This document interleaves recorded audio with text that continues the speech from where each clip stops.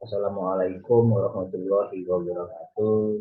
Baiklah, pada kesempatan kali ini saya akan mempresentasikan sidang tugas akhir saya dengan judul kajian aspek hidrolika pertemuan sungai Kapuas dan Sungai Silat menggunakan metode Hekras. Saya Gondel Taksono, NIM D1011171 dengan dosen pembimbing utama yaitu Ibu Profesor Dr. Hini Herawati STM IPM. Dosen pembimbing kedua Ibu Dr. Insinyur Kartini MT IPU ASEAN MHCTE. Dosen penguji utama Dr. M. Muhammadi Daniel STMT IPM. Dosen penguji kedua Umar STMT IPM. Adapun pembahasan kepada presentasi kali ini terdapat lima bab. Yang pertama, bab 1 pendahuluan, bab 2 metode penelitian, ketiga penelitian terdahulu, keempat hasil dan pembahasan, yang kelima kesimpulan dan saran. Untuk pendahuluan terdiri dari latar belakang, rumusan masalah, tujuan penelitian, pembatasan masalah, dan manfaat penelitian. Baiklah, yang pertama latar belakang. Selat Clear merupakan kecamatan yang berada di Kabupaten Kapuas Hulu, Provinsi Kalimantan Barat, yang mempunyai jumlah penduduk terbanyak ketiga di Kabupaten Kapuas Hulu dengan jumlah penduduk sebesar 20.980 jiwa pada tahun 2019 dan luas daerah 1.167,1 km persegi. Selat mempunyai sumber air berupa sungai yang disebut Sungai Silat. Sungai Silat merupakan anak dari Sungai Kapuas, sebagai pertemuan antara Sungai Kapuas dan Sungai Silat berada di ibu kota Kecamatan Silat Clear. Ada yang pertemuan sungai antara Sungai Silat dan Sungai Kapuas di Silat Clear menyebabkan karakteristik aliran pada titik pertemuan tersebut berbeda dengan aliran yang lurus. Selain itu, adanya pertemuan Sungai Silat mempunyai indikasi bahwa penampang sungai di titik pertemuan tersebut akan mengalami pelebaran dari tahun ke tahun. Hal ini dapat membahayakan bagi masyarakat sekitar karena masih banyak masyarakat yang memiliki rumah di sekitar pertemuan sungai tersebut. Dari latar belakang tersebut diambillah sebuah rumusan masalah. Di sini saya mengambil dua rumusan masalah. Yang pertama yaitu bagaimana karakteristik aliran pada pertemuan Sungai Silat dan Sungai Kapuas. Yang kedua, berapa debit banjir rencana Sungai Silat periode ulang 2 sampai 100 tahun. Kemudian tujuan penelitian ini yang pertama yaitu menganalisis karakteristik aliran pada pertemuan Sungai Silat dan Sungai Kapuas. Yang kedua, merumuskan dan menentukan debit banjir rencana Sungai Silat periode ulang 2 sampai 100 tahun. Kemudian pembatasan masalah yang diambil, yang pertama kajian dalam penelitian ini hanya membahas aspek hidrolika, yang kedua tidak menganalisis sedimentasi dan kualitas air, ketiga tujuan lokasi yang dipilih pada muara Sungai Silat sepanjang 900 meter, untuk Sungai Kapuasnya 1.200 meter bagian hilir dan 2.300 meter bagian hulu. Ruas sungai yang ditinjau dianggap tidak dapat hujan. Kemudian manfaat penelitian dapat memberikan gambaran dari karakteristik aliran pada pertemuan Sungai Silat dan Sungai Kapuas, serta memberikan nilai debit banjir rencana pada pertemuan Sungai Silat dan Sungai Kapuas. Kemudian penelitian terdahulu di sini saya menggunakan 3 penelitian terdahulu yang saya jadikan sebagai referensi dalam penulisan skripsi saya kali ini. Yang pertama di penelitian yang dilakukan oleh Suransyah tahun 2021 dengan judul kajian metode empiris untuk menghitung debit banjir Sungai Manipehu dan Landak. Yang kedua, penelitian dilakukan oleh Ulfa Septiani 2021 dengan judul studi karakteristik aliran di sekitar pilar jembatan Sungai Papa. Yang ketiga dilakukan oleh Adelia Agustina 2022 dengan judul analisis karakteristik aliran sungai pada Sungai Cimadur, Provinsi Banten dengan menggunakan Hekras. Kemudian untuk metodologi penelitian terdiri menjadi 5 subbab. Yang pertama ada desain penelitian, kemudian lokasi penelitian, alat dan teknik pengumpulan data, teknik analisis data, yang terakhir tahapan penelitian. Untuk desain penelitian ini menggunakan pendekatan kuantitatif, dan untuk lokasi penelitian dilakukan di pertemuan Sungai Kapuas dan Sungai Silat yang berada di Kecamatan Silat Clear, Kabupaten Kapuas Hulu, Provinsi Kalimantan Barat. Untuk data yang dibutuhkan terdiri dari data primer dan data sekunder. di mana data primer ada kecepatan aliran, kedalaman sungai, dan dokumentasi lapangan. Untuk data sekundernya ada data curah hujan, kemudian ada data DEM dan peta das. Untuk alat dan bahan penelitian pada penelitian kali ini saya menggunakan beberapa alat dan satu software, di mana alat tersebut ada current meter, ada stopwatch, GPS. Itu software yang digunakan yaitu software HECRAS, di mana software HECRAS berfungsi sebagai pemodelan dan aliran suatu sungai. Kemudian teknik pengumpulan data. Pertama ada pengukuran lebar penampang sungai. Kalau pada penelitian kali ini lebar penampang bahasa sungai dilakukan mengambil titik koordinat menggunakan alat GPS. Kemudian ada pengukuran kedalaman sungai. Pengukuran kedalaman sungai menggunakan alat echosonder, di mana suatu penampang sungai dibagi menjadi 4 titik seperti gambar sketsa berikut, dan setiap titik akan diukur kedalamannya menggunakan alat echosonder tersebut. Untuk kecepatan aliran, titik yang diukur sama dengan titik di kedalaman sungai. Namun pada kecepatan aliran, titik kedalamannya pada pengukuran kali ini menggunakan 3 titik kedalaman, di mana kedalaman tersebut terdapat di 0,2H, 0,6H, dan 0,8H. Yang bisa dilihat pada sketsa gambar penampang sungai yang ada di bawah.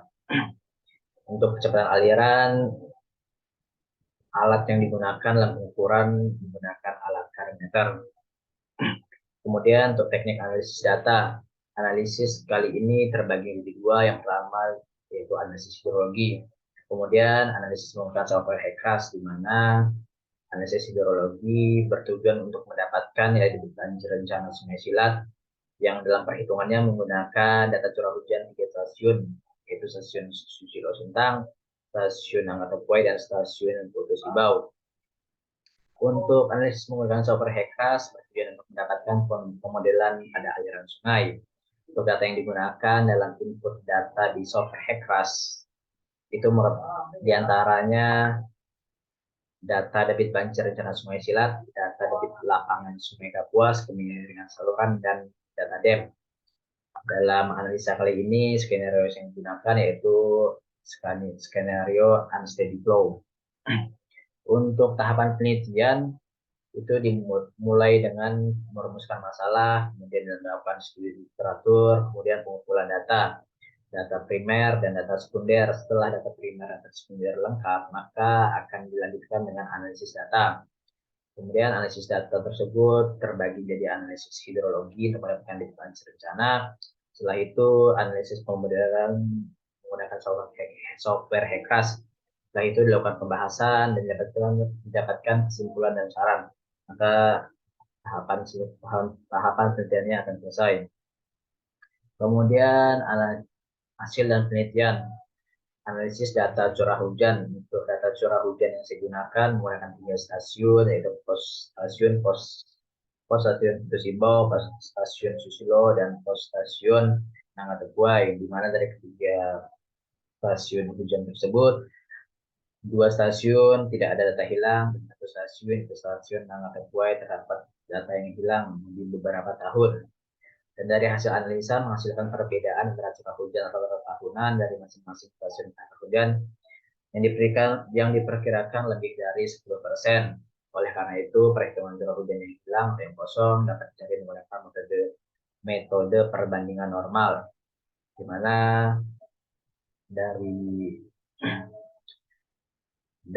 dan berikut ini merupakan contoh perhitungan untuk mencari data curah hujan yang hilang dengan menggunakan perbandingan normal. Dan dari tabel berikut yang berwarna kuning merupakan hasil dari analisa hasil perhitungan data curah hujan yang hilang.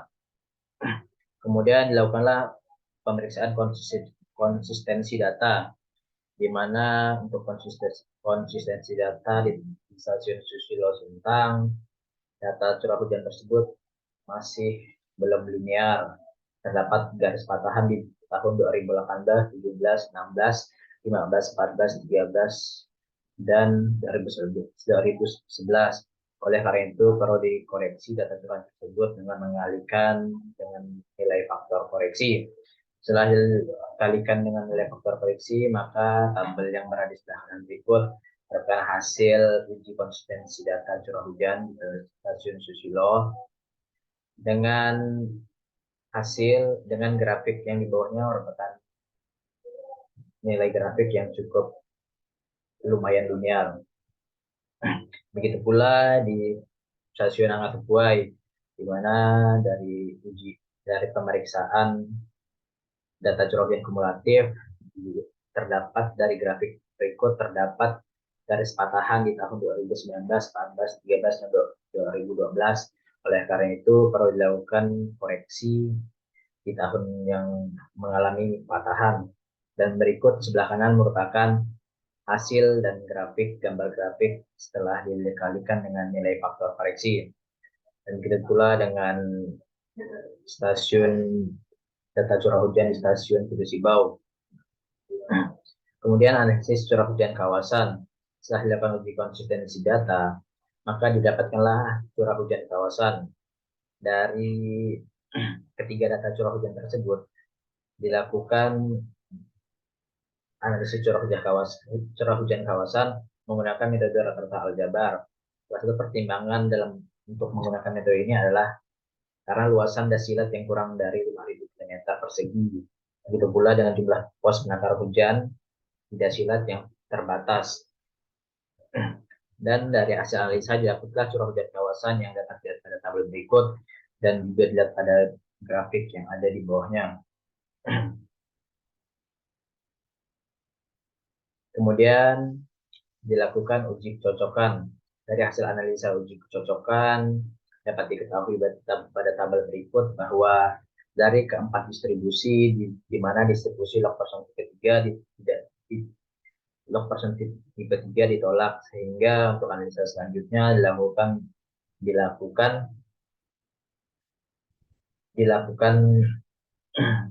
pada 3 distribusi yang diterima, yaitu log normal, dan gambal. Dan untuk analisis curah hujan periode ulang di distribusi dapat pada tabel berikut, pada ketiga distribusi berikut dapat diketahui bahwa hasil distribusi curah hujan terbesar terdapat pada metode gambal, sehingga untuk analisa curah hujan selanjutnya menggunakan hasil analisa dari metode distribusi gambal. Kemudian analisis intensitas hujan. Pada analisis intensitas hujan kali ini menggunakan rumus Monodromy. Rumus Monodromy merupakan R sama dengan I sama dengan R24 bagi 24 dikali 24 per TC dikali M.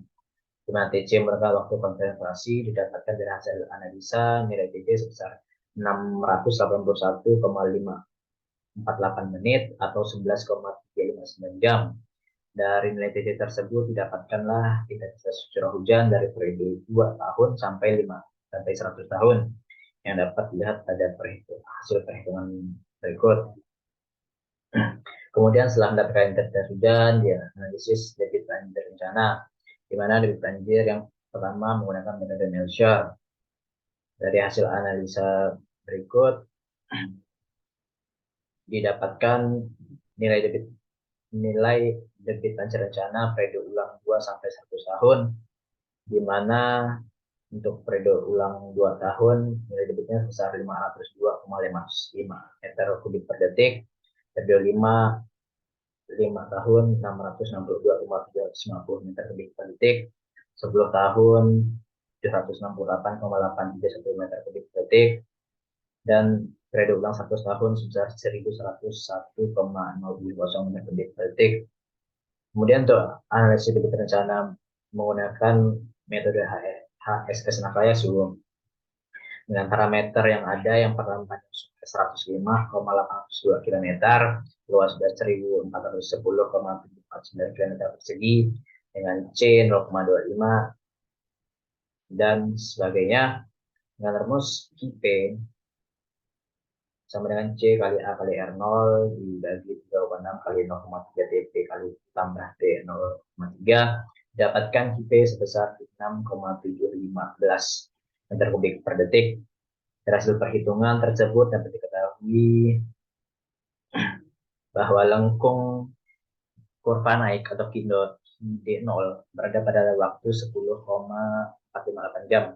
Untuk melihat rekapitulasi ordinat hidrograf satuan Sciatic kemudian Nakayasu lengkap, dapat lihat pada tabel di bawah ini. Dan berikut merupakan grafik hidrograf Nakayasu. Dari grafik tersebut dapat diketahui bahwa bibit puncak perhitungan hidrograf banjir metode Nakayasu memiliki nilai puncak sebesar 6,715 meter kubik per detik yang berada pada waktu 10,458 jam. Dan berikutnya merupakan rekapitulasi debit puncak metode HSS Nakayasu. Kemudian analisis hidrolika sungai. Untuk analisis hidrolika sungai atau debit aktual lapangan itu terdiri dari Sungai Silat dan Sungai Kapuas. Untuk ukuran Sungai Silat sendiri terdiri dari 5 cross dan Sungai Kapuas terdiri dari 15 cross atau 15 bintang. Dan berikutnya merupakan contoh perhitungan dan contoh tabel yang ada di cross 1 atau menit 61. Dari tabel tersebut digambarkanlah sebuah sketsa penampang sungai untuk mendapatkan luasan penampang. Dan dari data kecepatan aliran sungai dan luas penampang dari analisa sketsa gambar berikut, didapatkanlah debit aktual atau debit lapangan sebesar 50,96 meter kubik per detik. Cara tersebut akan diulangi pada cross atau titik yang berbeda dengan ketentuan yang berlaku dengan luasan yang ada. Nah, yang berikut ini juga salah satu contoh perhitungan debit aktual debit lapangan untuk Sungai Silat yang ada di cross 1 atau titik 1. Dan berikutnya merupakan debit aktual Sungai Silat dengan nilai yang bervariasi antara 30 meter kubik per sekon sampai dengan 50 meter kubik per sekon. Dan untuk rekapitulasi aktual Sungai Kapuas mulai dari 665 meter kubik per sekon sampai dengan yang terbesar yaitu 1085,39 meter kubik per sekon. Kemudian yang selanjutnya adalah analisis hidrolika menggunakan software HECRAS 5.0.7. Langkah pertama dalam analisis hidrolika menggunakan software ini yaitu kita membuat geometri sungainya terlebih dahulu, di mana untuk geometri sungai yang pada skripsi saya kali ini menggunakan geometri sungai yang dibuat dari data DEM dengan Tiren. Setelah itu, setelah geometri sungai tersebut terbentuk atau jadi, selanjutnya adalah memasukkan nilai tabel Manning untuk penampang sungai dan dilanjutkan dengan memasukkan data debit atau boundary condition untuk analisa, di mana boundary condition atau data debit dan inputan debit pada skripsi kali ini menggunakan skenario unsteady flow, di mana untuk boundary condition pada Sungai Kapuas bagian hulu menggunakan hasil analisa debit sesaat. Untuk hilir atau outflow dari Sungai Kapuas merupakan menggunakan kemiringan saluran, sedangkan untuk inflow di Sungai Silat menggunakan flow hidrograf hasil analisa HSS Nakayasu, debit rencana HSS Nakayasu. Dan setelah dilakukan inputan debit, maka dilakukanlah running, di mana output dari running tersebut ada profil memanjang Sungai Kapuas yang berada di sebelah kiri dari gambar berikut, dan untuk Sungai Silat berada yang ada di gambar sebelah kanan. Dari gambar tersebut dapat diketahui bahwa profil memanjang Sungai Silat tinggi muka airnya bagian hulu sebesar 7,71 meter, untuk bagian hulunya 7,58 meter, Sedangkan untuk Sungai Kapuas, hulunya sebesar 7,79 meter dan hilirnya 6,5 meter. Dan berikutnya merupakan hasil pemetaan dari hasil input debit maksimum Sungai Silat dan Sungai Kapuas, di mana Sungai Silat menggunakan debit HS dari analisa HSS Nakayasu dan Sungai Kapuas menggunakan debit sesaat. Dari pemetaan tersebut merupakan nilai velocity atau kecepatan aliran, di mana dari gambar tersebut terdapat gradasi warna, di mana gradasi warna tersebut dimulai dari 0 sampai 3 meter per sekon, dengan nilai terbesar, velocity terbesar, berada di bagian hulu Sungai Kapuas yang mempunyai gradasi warna hampir ke biru keunguan.